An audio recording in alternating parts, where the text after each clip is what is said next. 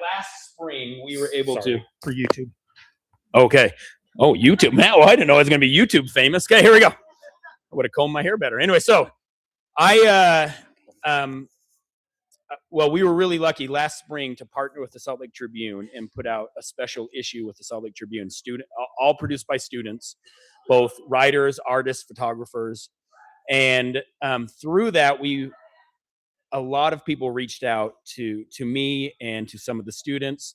And because of that, we have an opportunity to go to New York City to meet with a couple of journalism professionals and organizations. There's one called Journalism for All, which is actually reserved for New York City public high school students, but they are making an exception for us to go and be part of their program. We'll have a day of training with them and be able to connect with some students who go to school out there who are also journalists.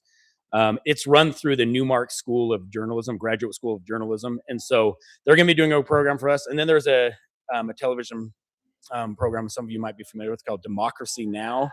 And they're doing a day with us. And so they're allowing us, and that all became available to us because of this Salt Lake Tribune partnership that we had. And so we are doing, there are 9 students going and then 2 chaperones.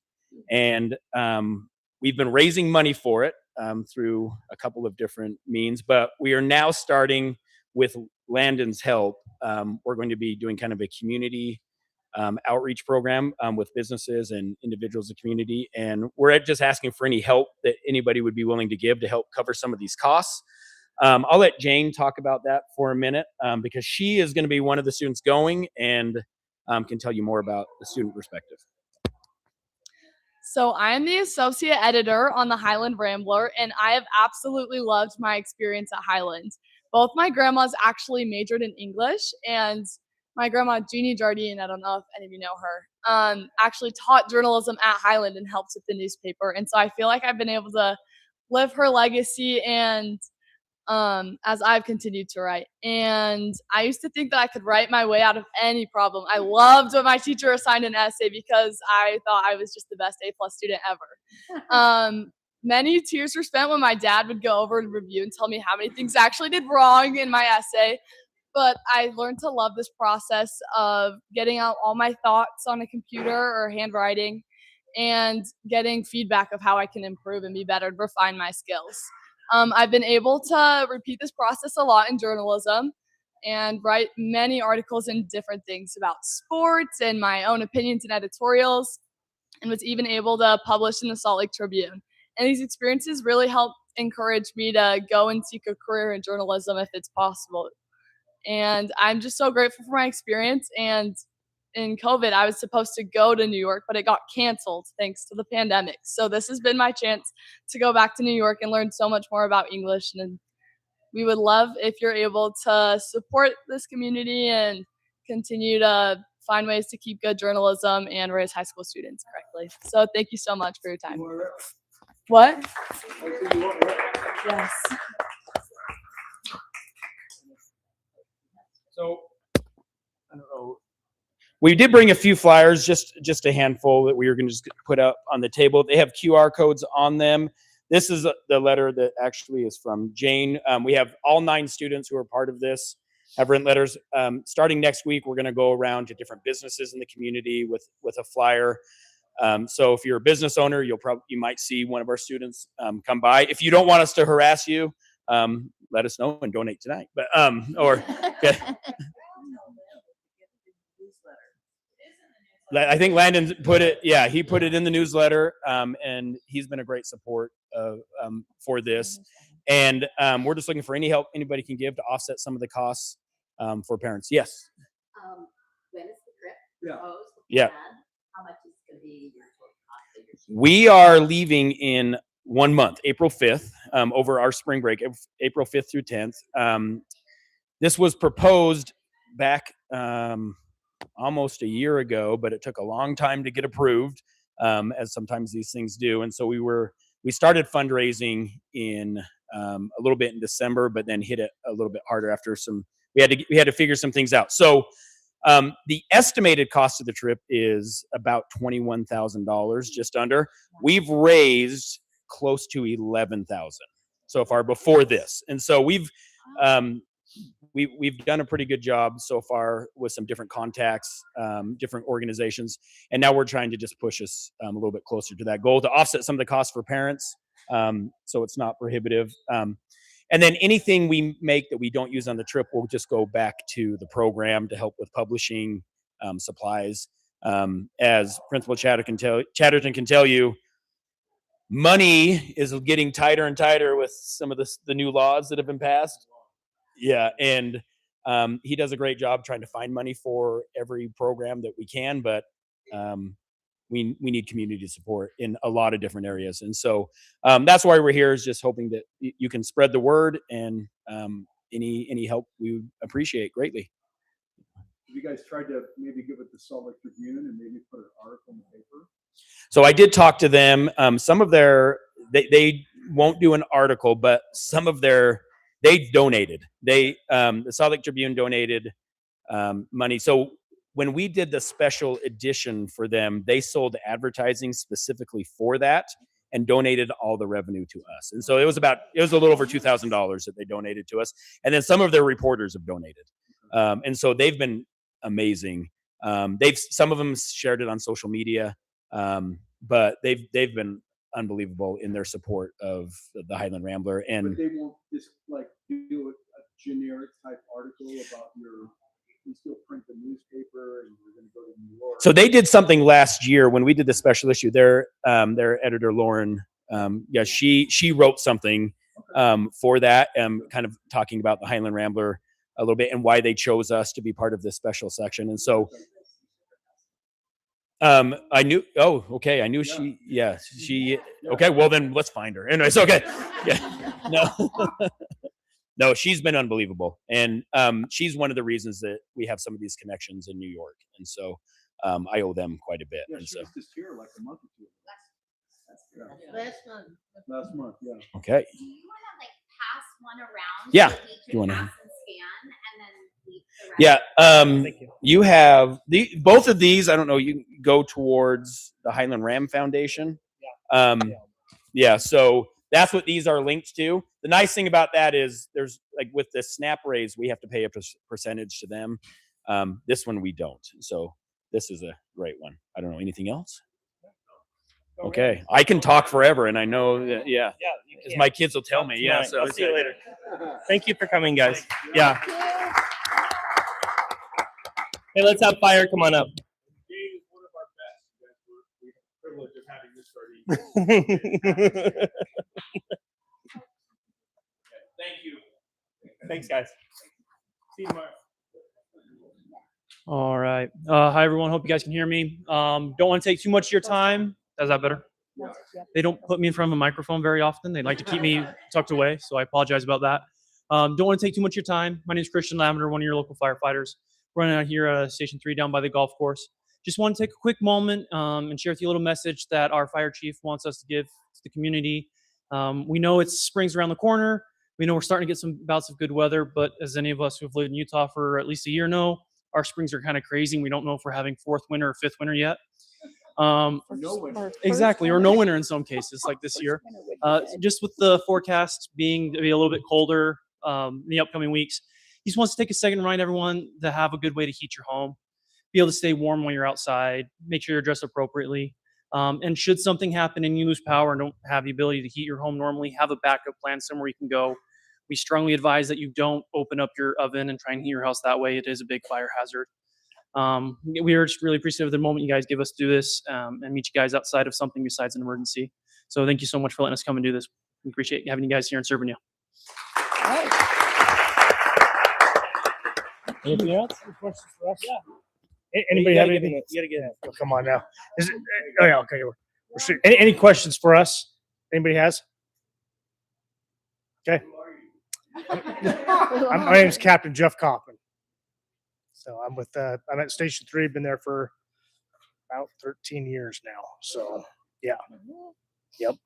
So, okay. Well, thank you for your support and everybody enjoy your evening. Okay. Thank you. Molly, you ready? Yeah.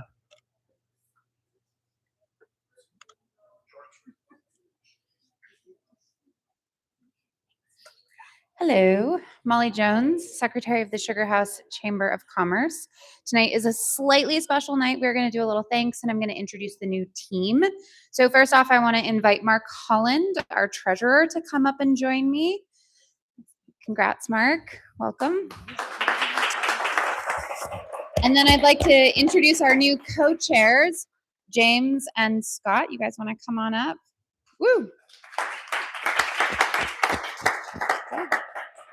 So this is us. If you guys need something, we're happy to help. You can reach us at sugarhousechamber@gmail.com. And with that, I pass it off to the gentleman. Hi.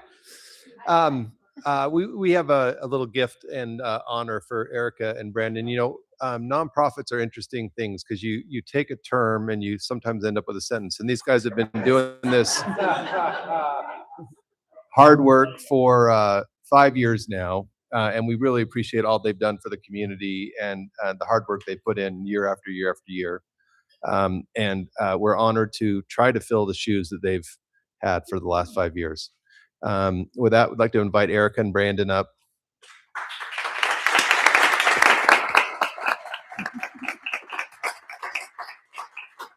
Molly has a really fun gift too. I thought I got rid of those. You may have gotten rid of them, but they are here in your hardware. So one each, and they are custom engraved, folks. And your scissors. All right.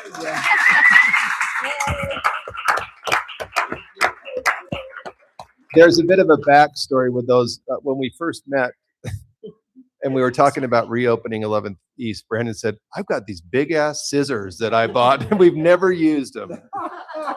So it is kind of fun. Anyway. Oh, go ahead. Thank you guys. 5 years. It's amazing. Oh, sorry, 5 years.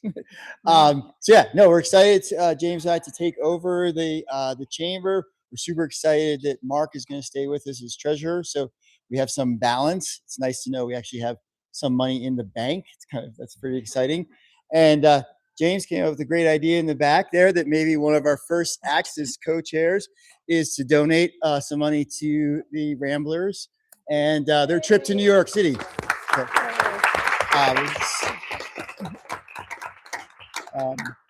yeah, and we also wanted to announce tomorrow night at Sugar House Station, we're going to be hosting kind of a chamber meeting, basically to collect ideas on what to help guide James and I into the future and see what what Sugar House really needs from businesses.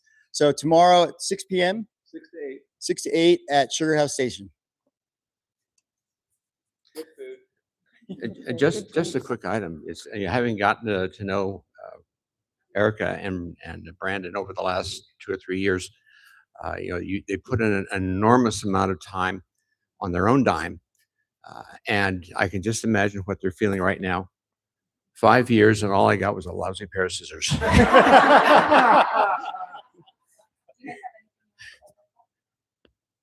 One final goodbye. Oh, it has been an honor to serve the businesses in this community. And it's been an honor to work with Brandon. I was never the group project girl. I fled those like the plague in school.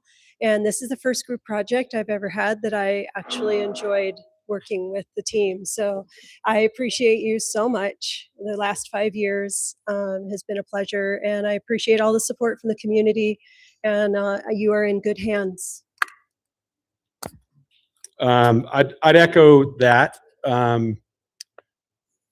I'm not going to lie. I'm not going to miss being on the chamber after 5 years. And I'm very, very happy that, as Erica mentioned, we've got some very capable people doing it. When I conclude, I'll give you the 24/7 complaint number, which is Scott's phone number. Be happy to pass that along. But all jokes aside, I mentioned I won't miss the chamber.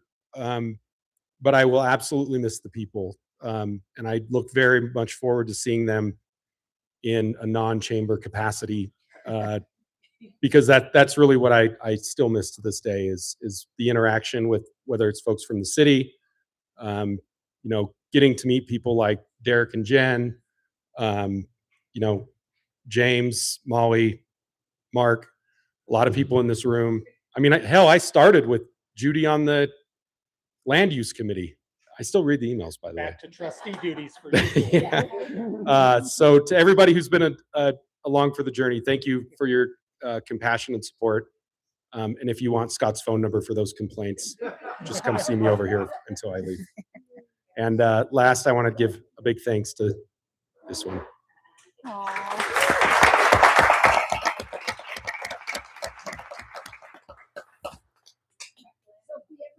Need for a big pair of scissors, call you. Yes. Okay. And they have even bigger pairs. Oh. Hey, Tizante's patio's up front.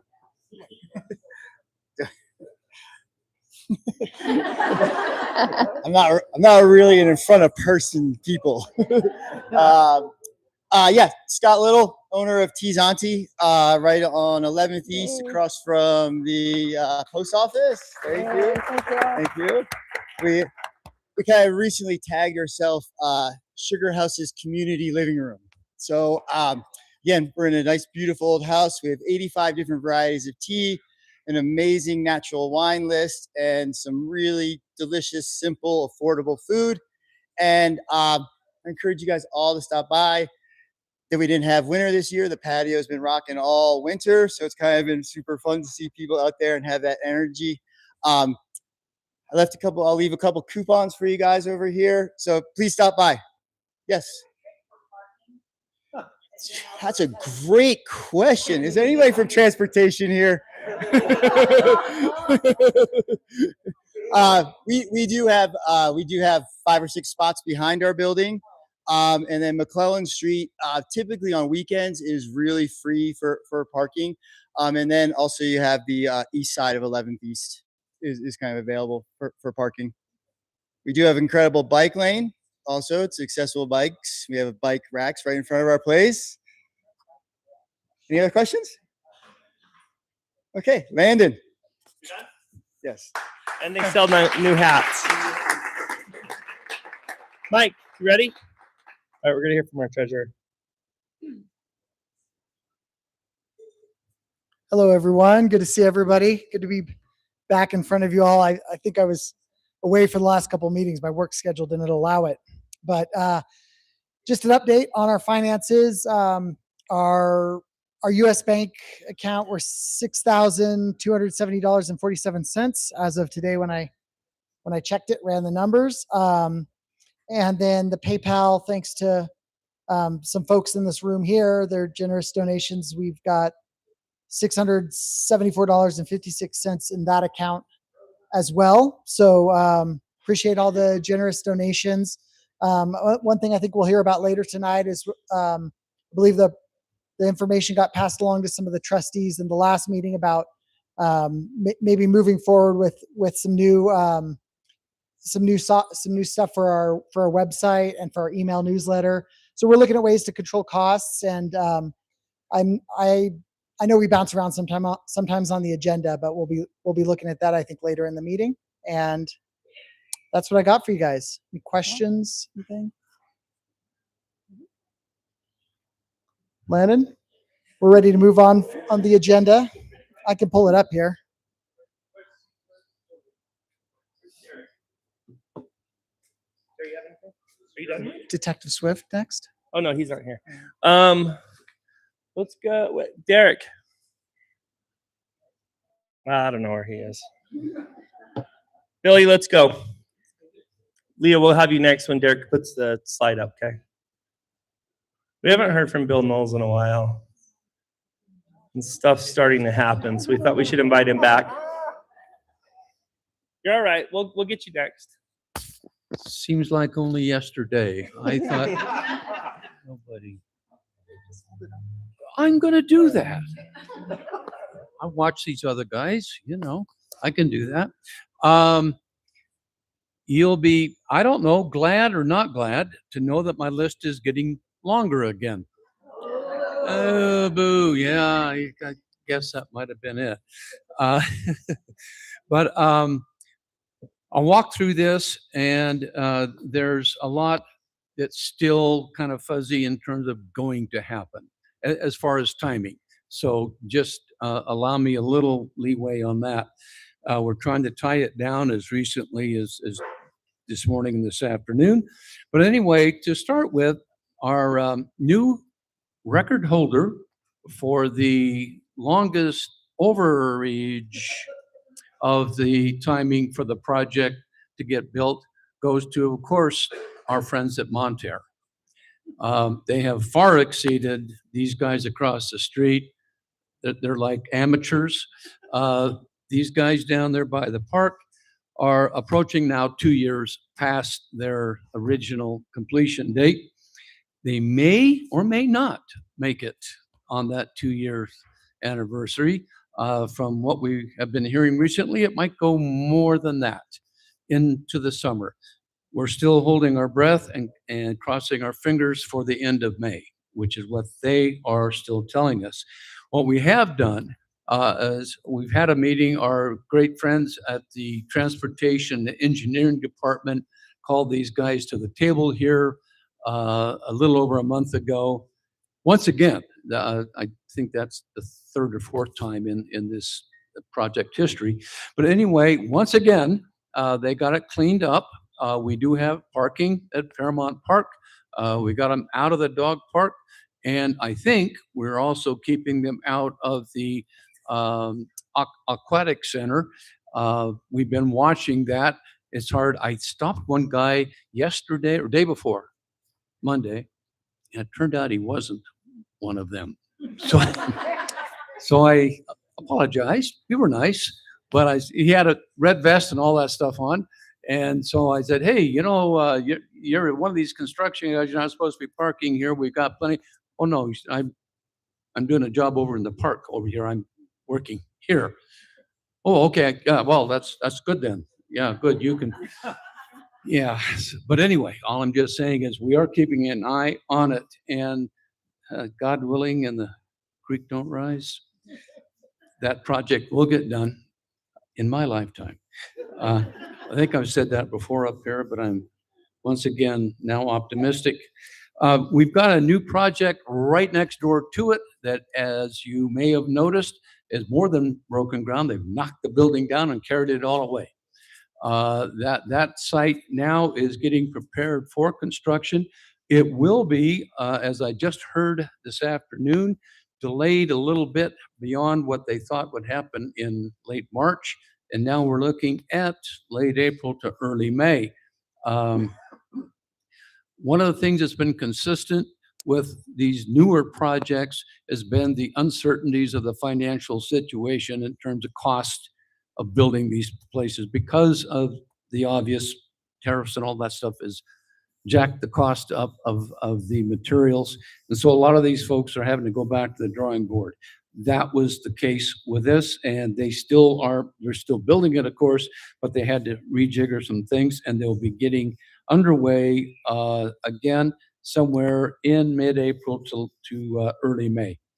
10th and Elm, that's gone, on the way, and they are digging, and it is, after again how many delays they've had. Didn't see Mark Isaac here today, but he'd be certainly standing up and telling us how that was. Not in a good way. But anyway, we are now, after many delays, underway with that project. I did see something online that I responded to here last week as to a concern about the mansion going down. Mansion's not going down. It is staying intact. It will be incorporated into the project itself. It is a community gathering place, and it will be functional, but it's not getting touched and not getting knocked down. One of the things that we still have coming up is the, seemingly forever, the DI building demolition. That's another, sometime in my lifetime. I'm looking at you because, yeah, I think so. Okay, yeah. Okay. I got, yeah, it's one of my favorite subjects. But anyway, the DI building is now scheduled to start demolition before the 1st or by the 1st of May. And there's been a lot and on and on and on and on. But anyway, as that goes down, shortly after that, about the first or probably mid-June, you'll see the streetcar project getting underway. And that will be, as most of you know, extending from its current station up into the Sugar House Commons, the parking lot, into the Wade and Todd Olson property, D-Sync property officially. And that will be underway about mid-June. Now, one of the things, and I got to add a couple more here. First of all, I think some of you may have read and heard that the Zions Bank project, which a couple of months ago we projected as maybe happening this year, is going to happen this year. They've already submitted some plans to the planning department. There's going to be activity moving forward internally for the next couple of months or so. But that project, we will be seeing it starting probably midsummer, maybe mid to late summer. But it's going to happen this year also. And another also is the fact that the Sizzler, maybe you can even help me with this. The Sizzler property up here made a presentation a couple of weeks ago to the council. I don't think it's been back for a vote yet, but it's. I'll talk about the time. Okay, she's going to handle that one. Good news. And the guys down the street here, the Wells Fargo building, are coming back. And as to my planning guy here just yesterday, not yet. They keep saying they're coming back with the third iteration, which is supposedly in keeping with what they've been hearing from the community as to what not to do, and ostensibly what they can do. And so we haven't seen that yet. I don't think we're going to see that project happening this year. We'll hear later about the Sizzler. But what I am going to say is that, and there's another project that I'm standing in front of you all saying you didn't hear me say anything about it, because I can't say anything about it. But there's going to be another project coming in that same neighborhood down there where all of this other stuff is going on. And yes, ma'am. No, at least that's not one that I am aware of. But there's another one, maybe, I don't know. But anyway, what we do have is an incredible number of projects happening in a very small area. So the good news is it won't be all over Sugar House, but the bad news is it'll be a part of Sugar House that is really getting a lot of activity. And unbelievably, and this was known over a year ago, but there was staggering dates that kind of offset some of the situation. These dates now have kind of all come together. They're all going to be happening in May, June, kicking off. And then, of course, they're generally 2-year projects. Yes. How you doing? Do you have any information on the Snellgroves property? What's going on there? No. Okay. It is, again, the property's been sold. It has been redesigned. It has gone through some early presentations, but it's been kind of dark lately. I will add, since you mentioned that, I'm thinking across the street, there is some activity, but not yet anything official that we can, again, hang a timeline on, to the Midas muffler project, which is the Boyer Company. And they are moving, we're told, moving forward with that. I think I had that in my notes the last time. But to the Snellgrove, it mysteriously quiet right now. I don't have anything on that.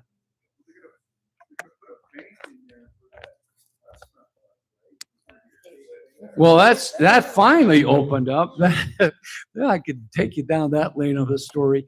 But anyway, that Chase Bank is finally open. Yes. And anyway, sure looks nice. Maybe not as good as Sugar House Barbecue, but nonetheless. Yeah. I had a question about the 10th and Elm. I couldn't picture that. So I drove by it the other day. And on the north end, it backs up to the old New Crisp popcorn little business that has never moved in the last, 40 years, 50 years. Oh, easy. It Yeah, was in my yeah. childhood, you know. Yeah. Used to go there for caramel corn and the taffy pull thing, you know. I have memories from the 50s at that place. I don't know what the story is about that. I don't know who owns it. Does anyone know? Oh, good. I used to somebody know tell more us about it too. And I know the sign is always been, it's one of those, again, iconic Sugar House signs that is going to remain in existence. But there's been deals on and off. And if anybody else knows anything about that, I'd be glad to hear it. Because I haven't heard anything recently on that piece of property. So the owner, Margene Sorensen, passed away in January. And her daughter, Marcy, has been handling things the last few years anyway. There's a developer interested in it. There's a real estate agent who Margene was already his client. I had Vince Guy Coley, who owns Rainbow Sign, go by and look at the sign a few days ago. And it's going to cost about $12,000 to $15,000 to restore that sign. Whoa. Some of us would love to see a Sugar House museum in that building, but how we would pay for that, I do not know. So there's various people that I think are going to reach out to the family, and anyway, it'll be interesting to see what happens. Yeah. Yeah. As I said, that was some 2 or 3 or 4 years ago. I know there was a lot of back and forth going on, but since somebody died, I guess that, yeah. So I think that is as much as we know right now. He's too busy to be jerking me out of here. So I think usually he's got the hook out by now. Yeah, one more. There's also another plan to build 60 townhouses at the end of 800 East. 8th East in 205. We got like 6 days notice. Yeah, to reply to it. I don't know, other than I got the question, I got an email about it, and I found the plan online. Then I sent, I think, an iteration of that to you. I'm aware of the property and aware of the plan, but I haven't heard any other. It's still under review. It's not moving in terms of having a date yet. 16 townhouse units, and it's in that area where the. They're renting that lot out for RVs. Yeah, and I think the massage parlor there on the. I can't imagine that. Well, on paper, they do fit. It's pretty tight. That's for darn sure. But I look at that property, and I have gone by to check it out, and I'm going, well, something there would be good, better than what it is right now, which is not much. Well, there is a massage parlor, but okay. Any other questions?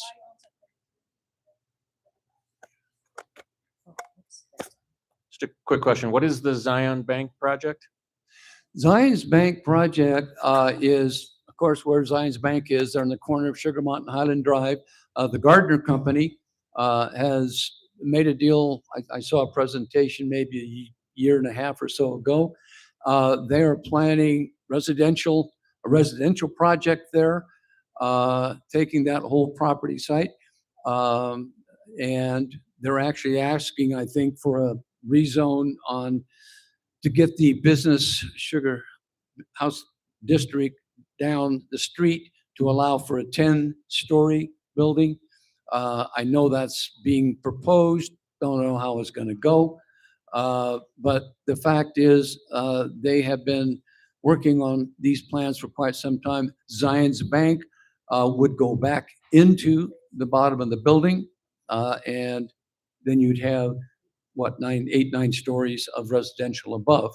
I guess there'd be parking included in that. Yeah, and drive-through banking. And I should add that when that DI building goes down, we'll be using it as a construction site for the light rail or for the streetcar project. After that, it too will be getting something on it because there'll be an RFP out and that will be on the market, and that piece of property will become something. So, okay. Um, yeah. I saw something online a couple of weeks ago and I thought it was a joke, so I went and looked. Have you looked at the Sugar Alley Apartments, how much they're renting them for on the top floor? What now? Sugar Alley Apartments. Yeah, Sugar Alley. $17,000 a month rent. That's the cheap one. The 1,200 square foot one is $22,000 a month rent. That's not affordable housing. No, I don't think I'll be going there myself. My next question would be: Are they rented out? Have they? You know, I know. I don't ask James; he lives there. But anyway, we're done. Okay. Right? All right. Thank you. Give me more nice. That was really nice of you. All right, Leah, come on up. I don't know. Derek, we good? Can you put up the road? Okay. Hi, I'm Leah Jaramillo. I'm here today to tell you about a very small, not very impactful sewer replacement project, which I'll show you on a map in 1 second. This is on Elgin Ave between 10th East and 8th East, so closer to Brickyard. They're going to be replacing, part of this will be sewer lining, part of it will be open trench sewer replacement. So if you live in this neighborhood, you can expect some construction on that sewer line in, I would say, probably July, August, September through the fall. So that's it. Call the hotline for now. As Salt Lake City has switched over to their new Shape SLC platform, we're still trying to figure out what we do with projects like this where you don't get to say anything about it, right? There's no engagement here. We're going to fix the sewer. We're not going to ask you what you think about fixing the sewer. So we're still working through where these types of projects live. So if you have questions, give me a call or Landon can connect us and we'll see that this summer. Thanks. Hey, Will Coker asked for the owners of Sugar House Pub to come on up and introduce themselves. Will likes your new place.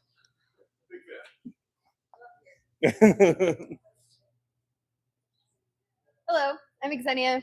Hi, y'all. I'm Paul, and this is my daughter, Xenia. I guess I have to do this. Anyway, I'm Paul. I'm with the Sugar House Pub. This is my daughter, Xenia. Hi, welcome. We've been enjoying ourselves for the past now about 6-7 months. It's been going well, and we've created a nice little spot where people can come and feel comfortable, and that's really what's important to us. Where is it? Sugar House Pub is located at 1994 South and 1100 East, right down in Sugar House. We're right next to the Wells Fargo building that's going to be going up in. But that's okay with us. You know, we want to provide for the community more for than we want to go out there and, you know, skyrocket things. Our deal is that I have a lot of history in Utah with creative and music scene. And what we wanted to do with the Sugar House is create that outlet for the people that live in Sugar House to come and not only see art, but hear music and also comedy and some other things. So we're sort of scrappy. We're just learning what the community wants as we go. We have nothing written in stone. All we wanted to do is we want to be open and welcoming. And also, as if you guys all don't know about the history of the Sugar House Pub, you have to be at least this tall to get in now. We're happy to be here. We love Sugar House. Nice to meet you. Nice to meet you as well. Thank you, guys. Live music, right? Live music? Yeah.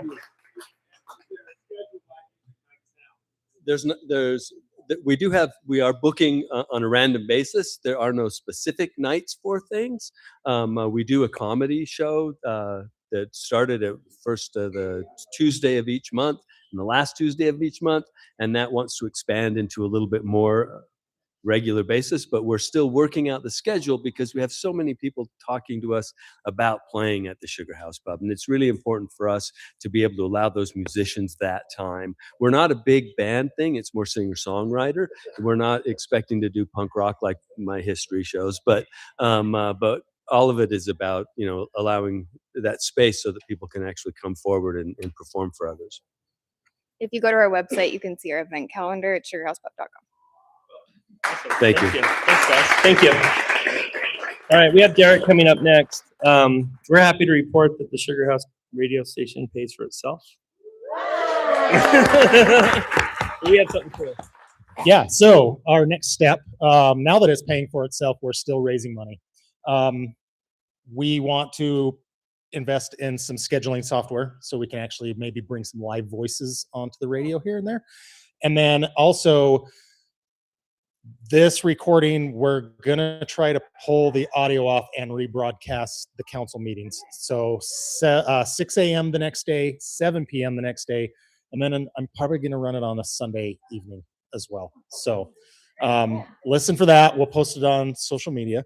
But Landon, he likes quality swag. So we had some quality Sugar House Radio Yeti mugs. I'll point out the ceramic lining inside. So this is our first sustainer call.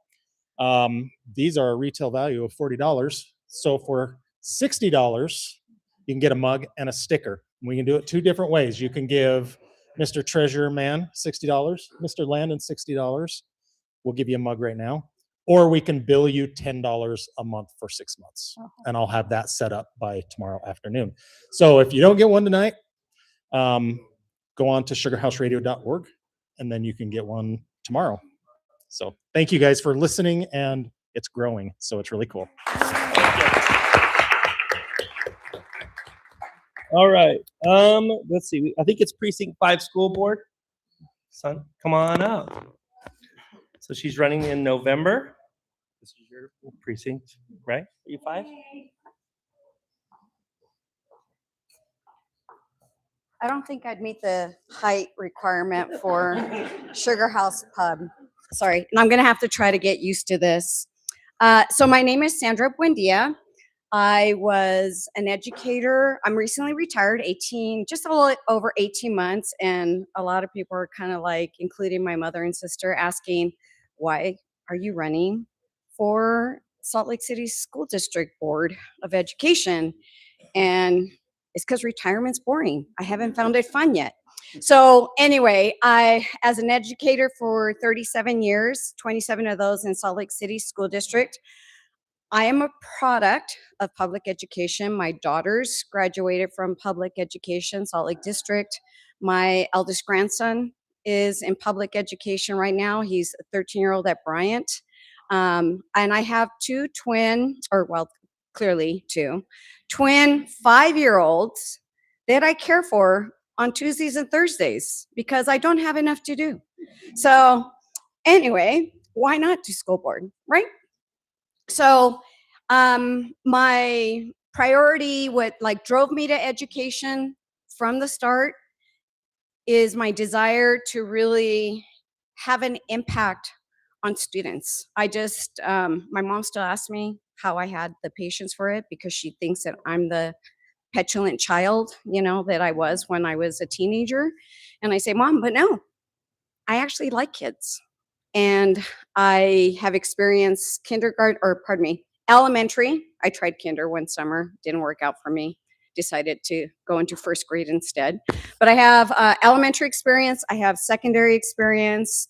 My focus is most definitely students, but I also understand and respect the fact that I hopefully will be elected to represent and serve you all here and everybody else that lives within the Salt Lake City School District boundaries. And I say Salt Lake City School District boundaries because I met with a parent, and it was really interesting for her to say, I don't live in your precinct, but your decisions impact me. And so it was like, you're right. And so I kind of took that to heart, and it's like, yeah, I'm not just, it's not just my responsibility to be responsive to the members that live in the community where I live, Precinct 5. I'm responsive to every taxpayer, parent, grandparent, and child, and employee and businesses that reside within Salt Lake City School District. And so I'm committed to that. And so My priorities, although students first, is what it grounds me in my interests in education and running for board. My priorities really are engaging students, trusting teachers, involving parents, and supporting leaders. And I have much more detailed information. I don't want to take a lot of your time. I saw your agenda. You got a lot on there. So with that said, I have some really embarrassing. I thought I'd do a DIY approach. I'm learning that that didn't work out so well. So I'm really embarrassed about my little flyers. I won't do that again. I was trying to be frugal. So forgive me. I'm learning, rookie at this, never done this before. Any advice, I am happy to accept it. I'm a good listener. I'm a great learner. So Pam, my, kind of unofficial but great friend, is my campaign manager. So she's got those like lame, flyers with some information. Please visit my website. I built it all by myself following Google University. No, YouTube University. So forgive me for that too. It's a little embarrassing, but I tried my best. Again, any feedback would be great. And with that said, I've had one donation from my sister who lives in El Paso, Texas, $40. If you have ideas on how to generate more donations, I'd really appreciate that too, because it's even local, it's expensive. And so the running theme tonight seems to be money, money, money, money. All right, sorry. I'm corny that way. Thank you. All right, we sent a proposal out. You ready, Matt? Okay. I hope everybody likes our new newsletter. This is our guy that's been doing it. I sent a proposal to all the trustees about making a change for the website and the newsletter, and Matt's gonna run it. Comes to all of our meetings. Ran a small town newspaper on the East Coast, a family-run business, and I think it's gonna be great. It's gonna save us quite a bit of money each month. It's kind of a no-brainer. So I'd like to make a motion, please. I move. Oh, that was easy. Okay, great. Okay. Oh, all in favor? We haven't done one of these in a while. Okay, awesome. Great, Matt. You want to say something? Come on. Thanks a lot, everyone. I've met some of you, but I look forward to meeting all of you. Going forward, I've been coming to this meeting for about a year now. I moved to Sugar House about 3 years ago, and my company does newspaper websites. It's a second generation family business, and my father started it 30 years ago. We work with like 300 papers, and there's like 10 of them in Utah.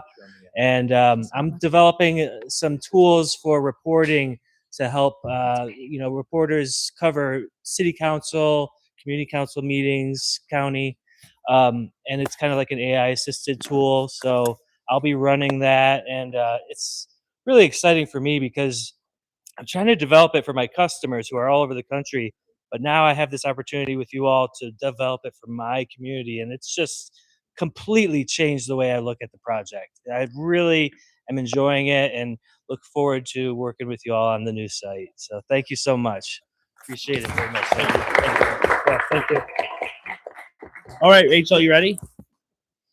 All right, we're going to hear about the Great Salt Lake. What? She's a little nervous, so I told her we'd be nice.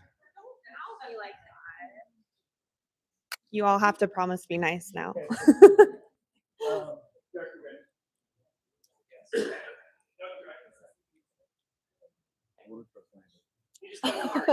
Cookies and stuff. Oh, okay. Perfect. All right. Great. Okay. Hi, everyone. My name's Melissa Orlandi. I am Melissa. Oh, is that right? Okay, okay, I'll just kiss the mic. Okay. My name is Melissa, and I am from right here, this community. I went to Highland High School, go Rams. And I went to the U. I now work up at the legislature, but I am volunteering with Grow the Flow because I care deeply about saving our Great Salt Lake. And I know that it is incredibly important to do. And I'm just going to share a little bit about what Grow the Flow does in our Great Salt Lake and why it's important that we save it. So, the problem that I'm sure most of you are aware of is that our Great Salt Lake is shrinking at a really, really scary rate. And there are some significant issues that happen with that. It's a connection between ecology, between snowpack, the economy, public health, and even social justice. There are some communities, minority communities, that are going to be severely impacted if we lose our Great Salt Lake because of the dust and the pollutions that's going to affect certain communities and certain portions of our valley. We're going to have, a faster melting snowpack. There will be a number of issues within our economy. There's so many different things that can happen, and that is why we care deeply about saving it. Then the next slide shows just the difference between our beautiful, gorgeous snowpack, maybe in the Cottonwoods. I don't know. Doesn't look like that this year, fortunately. And then this is what happens when the dust from the Great Salt Lake comes and covers up that snowpack. And what essentially happens is that dust, it drastically reduces the albedo, which is the reflectivity of the snow. And so the snow absorbs more of the sunlight and the warmth and then melts at a faster pace. So that means the snow is melting, I believe, at accelerates snow melt by 2 to 3 weeks. So if anybody's skiers or snowboarders here, that's not very great for that reason either.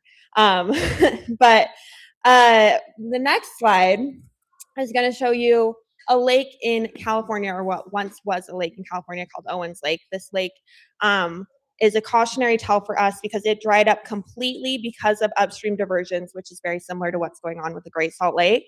And because of that, it is now one of the largest sources of carcinogenic dust in the US, which causes serious respiratory issues, cardiovascular disease, and potential cancer risks for nearby communities. And this lake was a 15th of the size of the Great Salt Lake. So you can just imagine what's going to happen when the Great Salt Lake potentially dries up if we don't do anything about it. The next two slides, I don't know if they're going to play because they're videos, but do they play? That's okay. That's okay. I know. And I wasn't in charge of that. I will just not take blame for that. But these are two videos of dust storms, which I'm sure most of you are just familiar with because we all live here. When it gets really windy, we have a lot of dust in the valley, and that is a real issue if the Great Salt Lake is shrinking because that dust can be extremely toxic. But that is, they said, you're done. What happened? Okay. Anyways, but the next thing, I just wanted, and just everybody first, let's just all take a deep breath. Just that will just help us center, because if I'm personally nervous right now, but also this information makes me really nervous too, and I really don't like thinking about our Great Salt Lake going away. But let's just think about what we can do to help save the Great Salt Lake. There are options for us, and there are ways that we can fix this problem. We can see here, because of the Great Salt Lake Strike Team, which is a group of individuals who are researchers as well as people from the community and from our government, are working together to research some of the solutions. And these two graphs show us what happens if we do nothing versus what happens if we do something.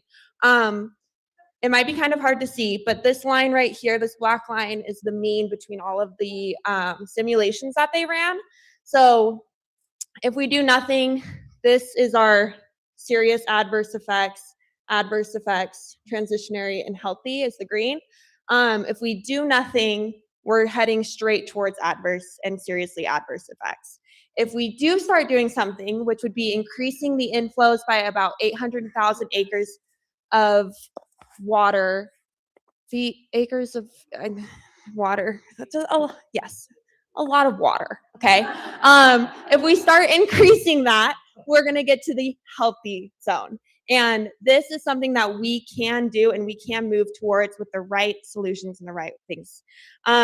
So the solution is going to be our next slide here. Maybe. Thank you. The solutions. So what we can do is we can start with water market reform. So if we start making it easier for farmers to lease their water to the Great Salt Lake, then we're going to see some positive impacts there. The next thing we can do is municipal water. You know, something to note is that 70% of household water use is for outdoor landscaping.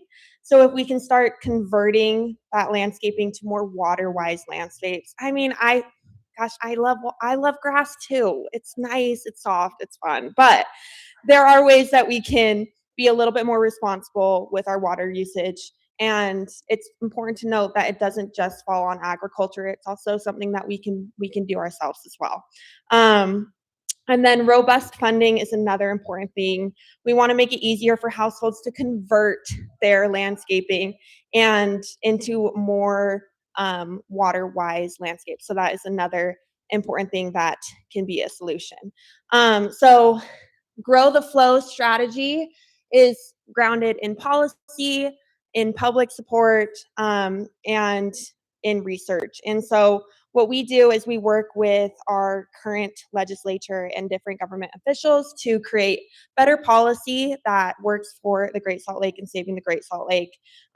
We're also trying to get more people involved in investing their time, their energy, their resources, and helping to save the Great Salt Lake. And also informing and engaging people around our communities, around our valley.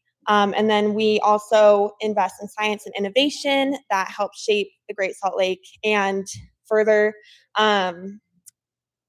supports the research and some of the helping communicate the best evidence that is out there so that we know what's going on and how we can better save the Great Salt Lake.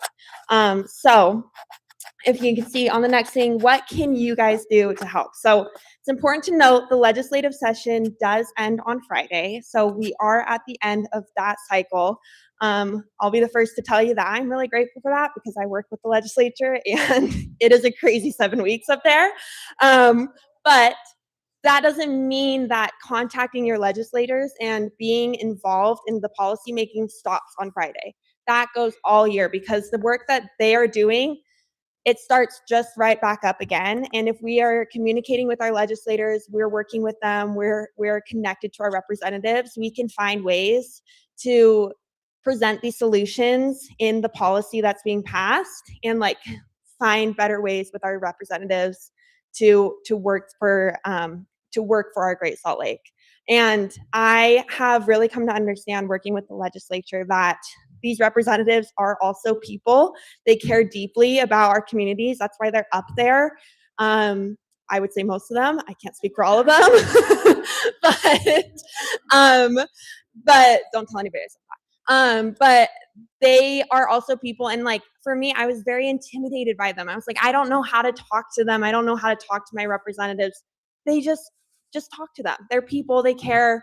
These are problems that they probably care a lot about too. So get involved with them and help we can all work together to save our Great Salt Lake. So the next slide gives you some key resources for getting connected to your representatives. This has helped you finding your rep. This helps you write a letter to your representative and gives you some insights into legislation to support. So even though our session is coming to an end, there is still a lot that can happen. And then this is a little bit more information on how you can get involved with Grow the Flow. But thank you so much for your time. Is there any questions? Yes.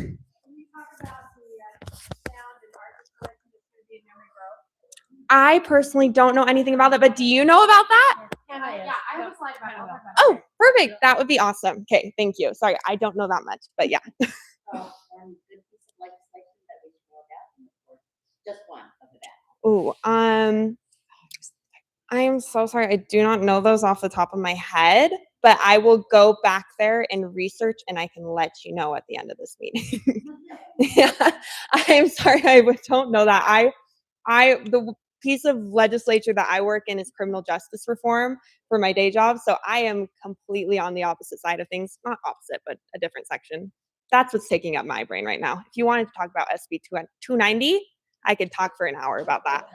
But you don't want to talk about that one, let me tell you.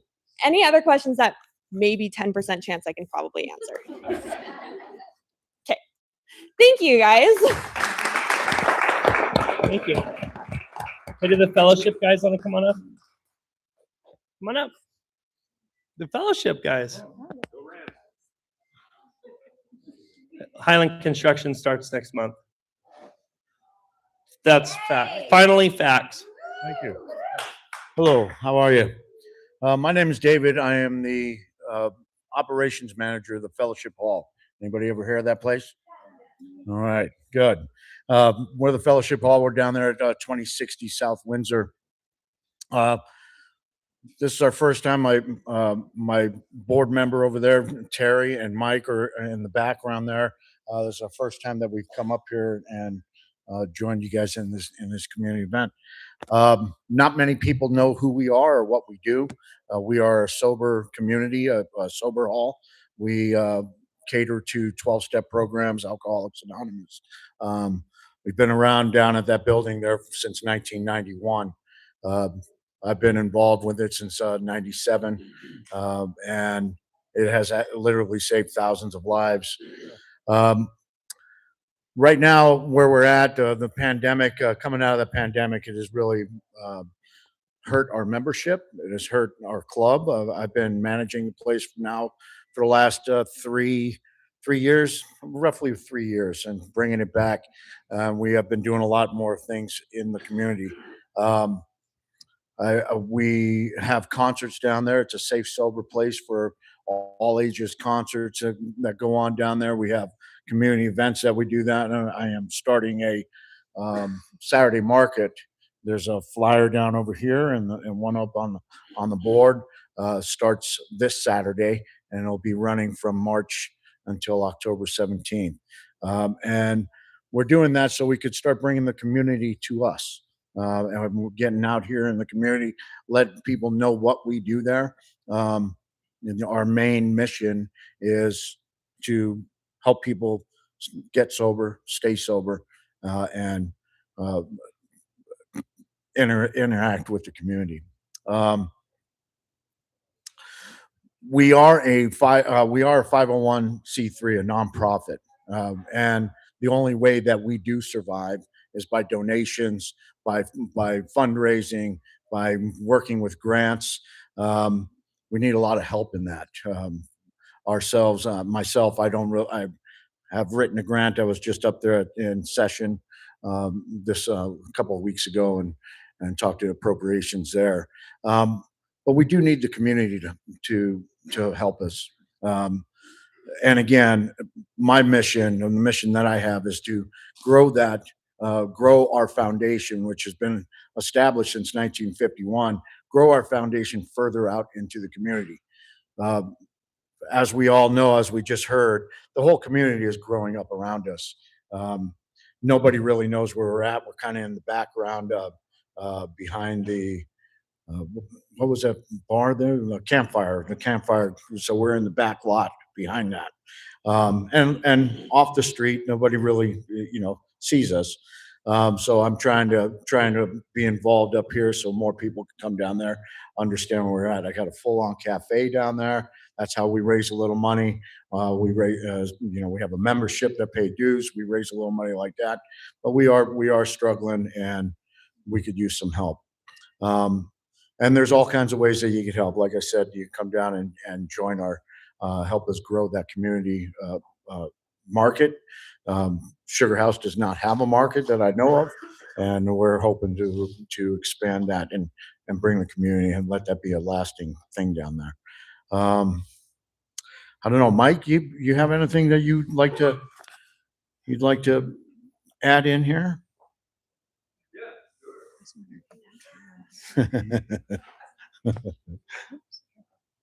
Sure. This is Mike. Yeah, my name's Mike, and I'm an alcoholic. I've been sober 33 years. I went to one of my first meetings down here at this. It was now called Fellowship Hall, but I don't remember what its original name was. What was it? It was always a fellowship. Anyway, it was a beer hall before then. Oh, it was Rathskeller. The Rathskeller, yeah. And I just want to testify that, it saved my life. I can't tell you, being in these meetings for 33 years, how many people I've seen go into these rooms. Because it's, you can have these treatment centers. That's great. We got a lot of treatment centers. But when they leave the treatment center, what do?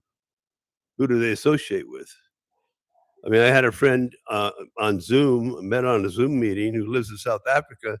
And she said, this, they got these treatment centers, that's great. But when they get out, there's no place to go, So it's very necessary that these meeting centers, which must be in the hundreds throughout the United States, it's a place for them to go to meet with people that understand them. Yeah, I was out by the dumpster too, you got the pizza and I didn't.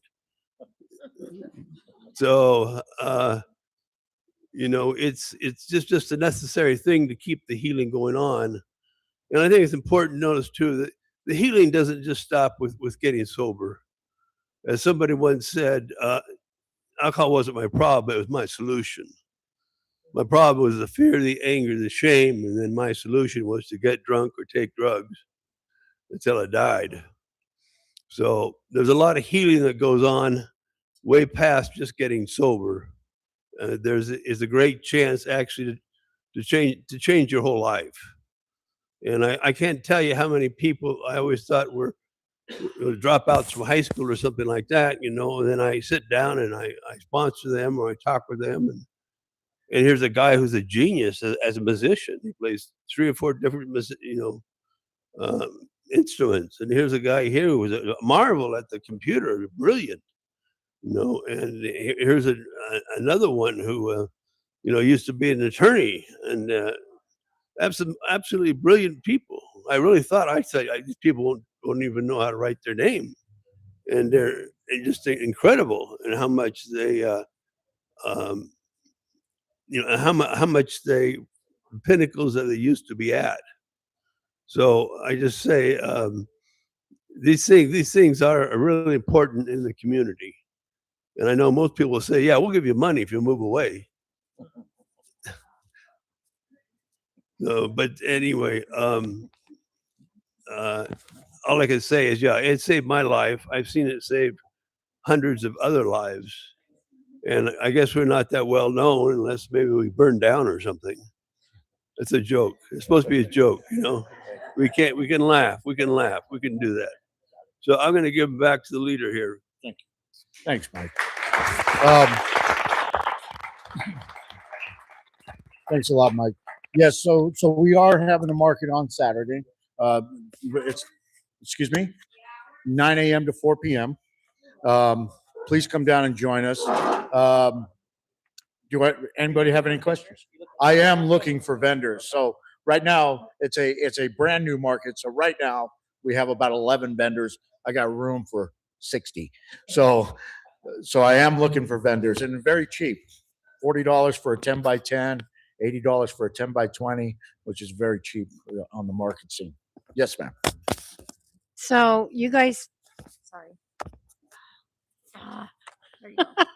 You guys have a beautiful new mural that was donated to you. Correct. You guys just need to go look at the mural. It's by Lizzie Zenger. She also did the one on Patagonia. I mean, Yes. it's astonishing. It's so go to beautiful. the market just to see that and then spend money. So last August we had a fundraiser that which we called the Hollapalooza. We had 20 plus bands out there in the lot. We had 60, 90 vendors. We had 3 stages.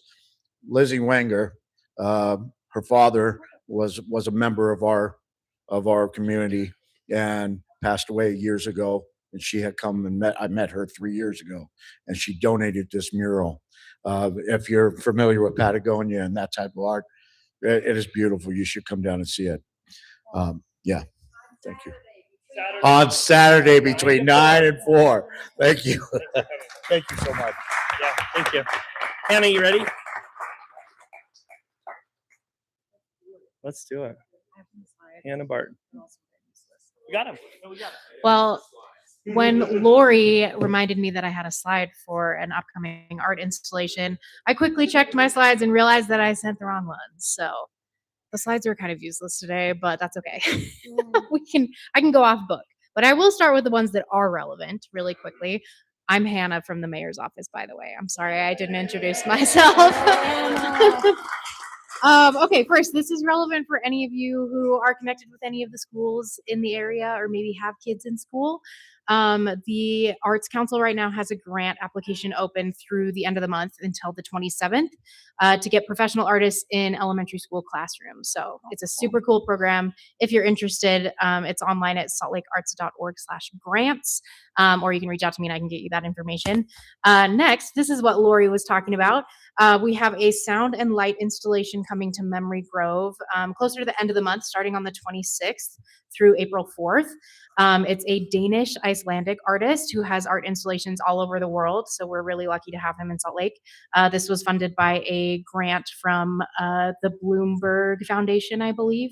I think we got like a $1 million grant to specifically focus on public art installations to talk about the Great Salt Lake and what's happening there. So very relevant to tonight's topic. And will be a really cool addition to the city and a great way to spend a night. So it will be happening at night since it is an art installation, a light installation. So it'll go from 9 p.m. to 10 p.m. every night. So mark that on your calendar. That's the end of my slides, but is not the end of me talking. I just want to touch on a couple of things. Hopefully all of you received Councilmember Young's newsletter and saw the information that she shared about a project that planning is working on right now, the planning division, to expand housing options in the city. There is, for those of you who are SHAPE SLC users, which hopefully all of you are, there is a survey open right now to provide feedback on the proposal. It's just looking at reworking some of our zoning in single-family residential neighborhoods so that property owners can get a little bit more creative about how they use their property, whether that's putting in a townhome or maybe like a mother-in-law unit in their backyard or things like that. So the thought there is gentle infill when we're looking at adding a little bit more density in some of our neighborhoods. Keyword gentle. So yeah, fill out that survey if you'd like, if you have feedback. And then there are 4 in-person open houses throughout the month of March. If you want to go in person and talk to a planner, get your questions answered, and also give feedback in person. Let me see here. And then I have 2 events to talk about, both coming up this weekend. The first one is Illuminate, and luckily they're in the same place. They are both at City Hall and Library Square downtown. Illuminate is put on by the Utah Arts Alliance. It's another cool, lots of many different type of light installations, some of them on the face of City Hall, so we all have to close our blinds before we leave work on Friday. And then just other light installations. So hopefully if the weather's good, it'll be a good opportunity for a fun night, very family friendly. And then the other event that's happening this weekend and for the next 2 weeks is the watch party downtown so that we can watch the Paralympic Games together. Come support Paralympic athletes, watch those events together starting Friday night. It will happen over the course of the next 2 weeks, but definitely an emphasis on the weekend. That's when there's a beer garden, lots of other activities going on. There's a Team USA pop-up shop so you can buy gear, and highly, highly encourage any of you to come specifically on Saturday at noon. We will be welcoming some Olympians home from the games. I don't want to say who, but you're going to want to be there. I'm serious. Very fun, very exciting. Does anyone have any questions for me? It is on Library Square and at City Hall. So those blocks between 2nd East and State Street, 4th and 5th South. Yeah. Any other questions? Great. Thanks, everyone. Happy St. Patty's Day. Sarah? Councilwoman Young? Here we go. Oh my gosh. Okay. We have notes today. That's how much we have. Okay. Couple of things. Is Melissa still here? Our Great Salt Lake friend? You give me hope that you work at the legislature. And it has been a rough 45 days, but I kid you not that I was like, I feel so much better knowing that somebody who cares about the Great Salt Lake is up there and helping our legislators make better decisions. So thank you. Appreciate that. Next up, is Scott still here? Scott Tizante? There we go. Okay. He didn't say it, but we'll say it for you. Tizante was honored with the 2026 Dining Awards in Salt Lake Magazine. So congratulations. I recommend the brie and fig toast, but I'll tell you, you can only eat it when you're with someone you know very well, because it sticks to your teeth. So like if you're doing a job interview, not the meal for you, but I think it's incredible. Okay, so here we go. Sugar House District 7 updates. Fun fact, we sent out a newsletter and we highlighted an activity for Mulch Madness. And then we sent out a follow-up saying, just kidding, that's not happening. And I'm here today to tell you, just kidding, yes it is. So that's how you generate interest in an activity, is you send mixed messaging and hope people show up. So it is happening. You can meet at Parley's Creek Pavilion in Sugar House Park at 10 a.m. on Saturday. Mulch Madness, here we come. Okay, moving on.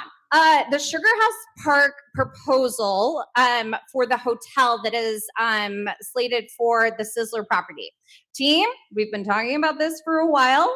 And one of the things I told you is that I would let you know when it's your moment to show up at City Council. And I am here to tell you that that day is going to be Tuesday, March 24th at 7 p.m. So this is the public comment period specific to that proposal, where you get the opportunity to not just speak to me, but to the other 6 council members as well, who will be voting on this potential amendment to the community plan and rezone request. Things I'd like to highlight for you. First and foremost, you can participate in person, or we have a Zoom option. You just have to register for it ahead of the meeting. So you don't have to come in person. If that doesn't work for you, your voice can still be heard. Second, note that you have 2 minutes to make your comments. So what that means is you can't do what I'm doing, which is taking way more time than Landon has assigned to me. But you really need to be clear on, like, I have 2 minutes and these are my top points and I'm going to get them across for you. Even if you think to yourself, like, I can get through 2 pages of information in 2 minutes, you can't. And sometimes your best items are at the end. So think about it, practice at the dinner table, and come prepared with your comments. The last thing that I want to highlight, because there's been some back and forth about this, because this is a specific proposal, there is no limit to the number of individuals who can give public comment on this item. So general comment is limited to an hour. That's not us, okay? We're talking about this proposal. So if you are going and willing to make the time to come and share your voice, you have an opportunity to be heard, and there will not be a like, oh, I'm sorry, we're out of time. So come, participate, Voice of Sugar House. We're excited to have you. Next, oh yes. It will be Tuesday, the 24th of March at 7 p.m. Yes. I never knew about 3 weeks ago that this was privately owned property. I thought it was part of Sugar House Park and we could put down grass. I know that's not the case. What are the options? I mean, if somebody owns it, Yeah, it's a great question. So yes, so the quick high level history of that parcel, it is privately owned. So that owner does have the ability to develop it within the existing zoning rights that they have. That's MU3. So that does not get us to a hotel height, okay? So what's happening right now is that the owner has approved this entity coming forward and asking for a community plan amendment and a rezone to accommodate their project. Whether or not that happens doesn't change the fact that that is still privately owned property, but it does change what the development potential is related to that corner, not just now, but in the future as well.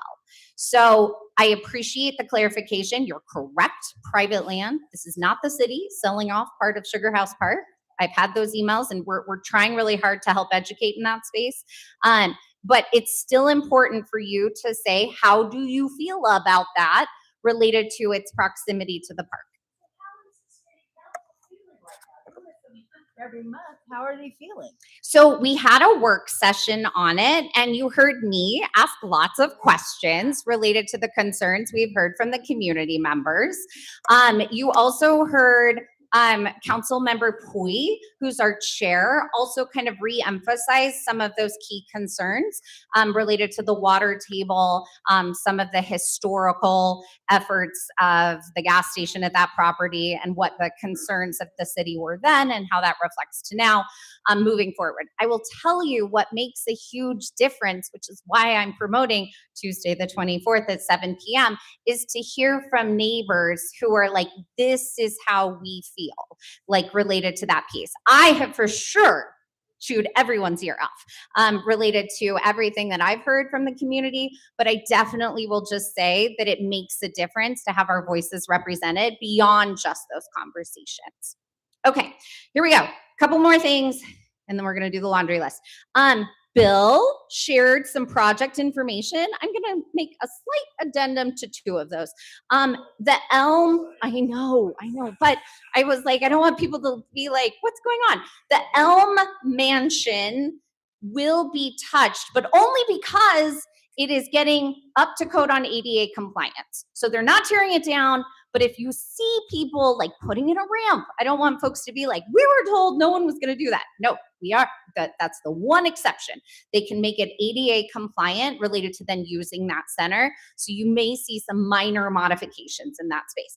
The other one, so the S line, the council has to approve an interlocal agreement to be able to like officially move towards that expansion space. You're going to see that on the March CRA agenda. It's moving along. So we're not worried about that moving past, but they do have to agree. We have to agree to that related to all of the entities with the updated scope and plan. So doesn't change anything. All right.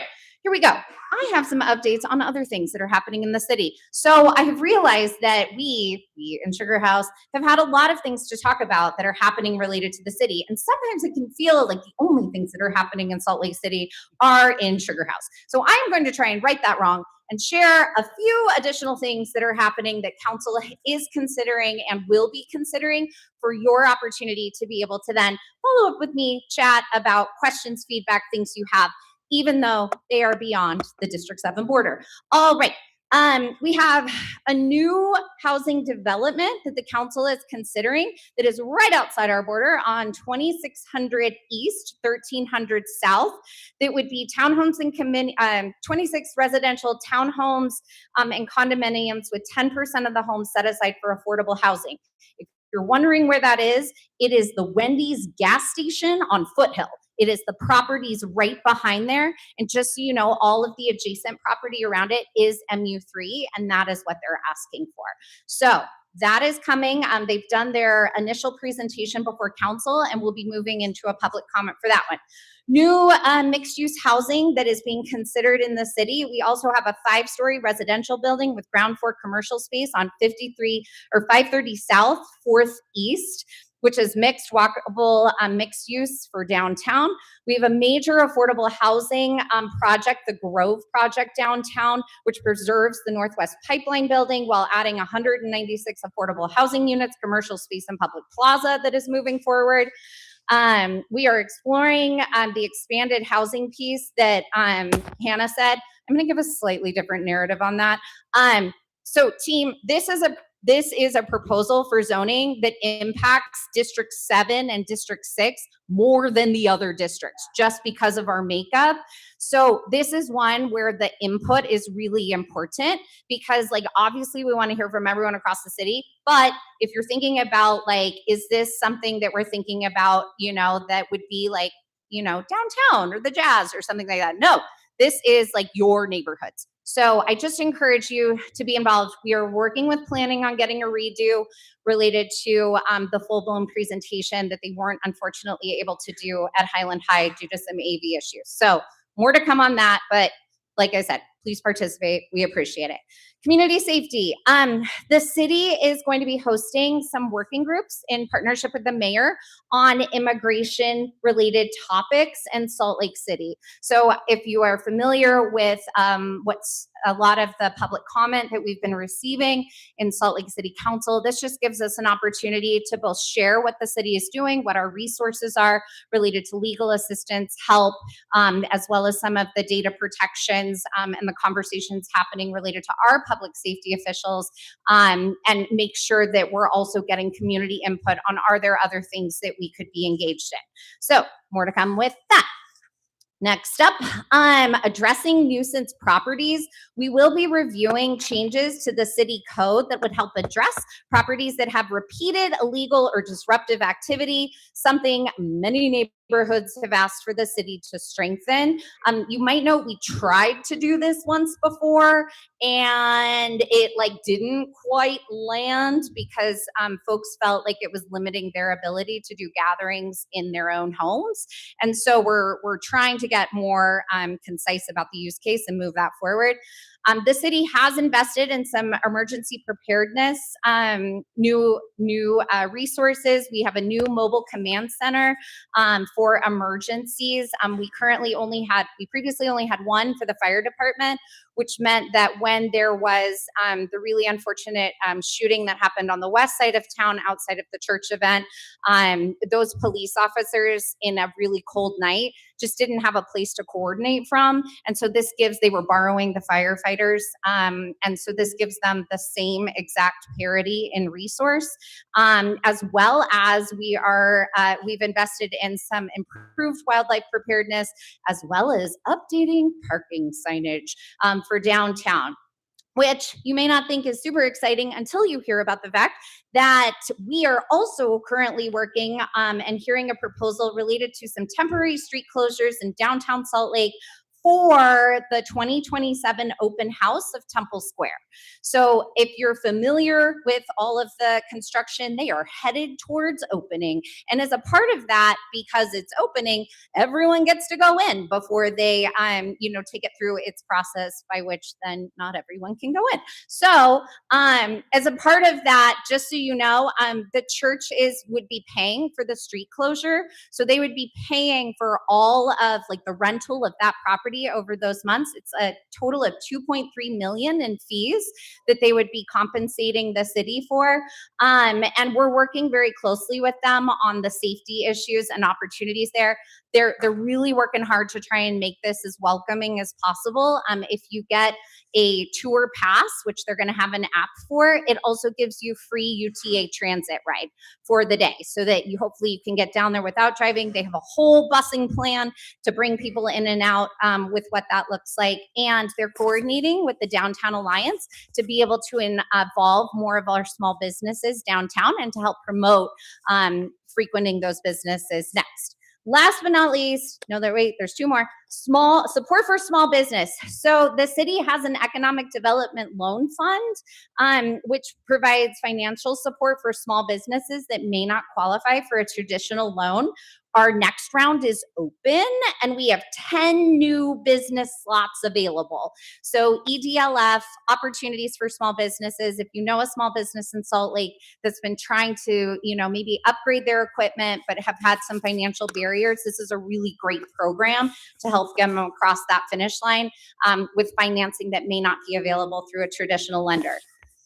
Second to last, strong city financial oversight. So we just heard in our very last meeting, it was really the only thing we talked about in the meeting, was the fact that we went through our normal audit as a city. This isn't exciting for most people, but it is for me to be able to say that we had no findings of misuse of funds across the entire city.